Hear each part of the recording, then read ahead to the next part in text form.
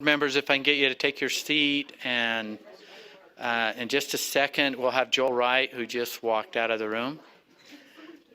Hey, do you need a minute? Okay. Does everyone have a copy of the summaries? You should all have a copy. It starts with Finance Committee, but they're all behind. Remember, we're summarizing, and our focus now is just go to the action, where we're at on the action, and not the story hour or the briefing of what's happened in there. So. Okay. So I'll go ahead. We're going to start off with Vice Chair Wright on finance. I think there's several things here, and I appreciate any feedback. You have the written information in front of you. How much should I summarize it? I think you can probably read it yourself. The second thing is there are some information requests. Maybe some of those are of general interest to the board. And the third thing is voting items. And to my knowledge, I don't think we have a single voting item on here from the Finance Committee for any of you. And so I think there's maybe even an argument that I should just stop right now and just move on to other things. So I have decided to just briefly summarize a few key points and keep it really quick, because there please do. are no voting items. There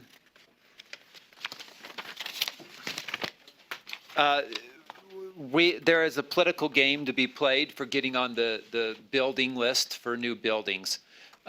We are not very good at playing that game, I think is a widespread consensus. And so we are going to have some staff talk about that and talk about possibly getting on the list at some point for improved facilities. Superintendent Dixon, please. I was just giving you a signal of 4 years. Deputy Jones and I met with the Department of Administrative Services and had a list of Festivus grievances that we brought to the table about our building and trying to figure out where we were on the list. And I think, Deputy Jones, we were told in about 4 years we would possibly be on the list for a new building. So we'll do some groundwork before then, but at least some of our immediate needs like security and some of our safety hazards, regardless of when that happens, need to be addressed. And that was our primary concern. The outcome, Vice Chair Wright, was, well, the to-do was exactly what the superintendent talked about, and then I've talked to a few people also. It's on the radar, and if we have any progress, it should come back to finance, reportable progress, but we were a little bit, I guess, naive on that process. We've been educated on it. Mm-hmm. Now we're acting on it. It's all about the safety and security. It's not about spending a lot of tax dollars, but being efficient and a whole bunch of things that we're really not going to go. If you go to the minutes or the recordings of finance, there'll be more discussion in finance as this is moving forward, but it is kind of moved up on the front burner on to-dos and things to watch. Yeah. So I thought that would be interesting. We talked about the school trust lands director position. We had 55 applicants, and they were being reviewed. We might have a couple names. Is there any update on that we could get from? There is, but I want to speak to it, but maybe I'll have Deputy Superintendent. I don't want to slip because that's their process, not ours. I don't want to go too far with some of the knowledge that I have.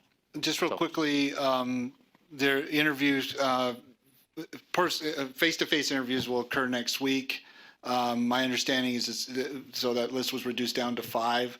So the process will go, they'll have the face-to-face interviews, decide, and we'll see if they nominated an individual to come back to you for consideration by way of the process and how the code works, okay? So my understanding is there is an open meeting?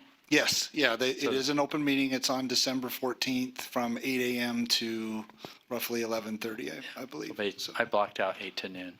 Right. Okay. Okay. Thank you. I will check on that and notify the whole board by email. I'll forward it to you, okay?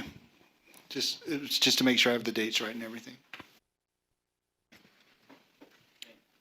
Please continue.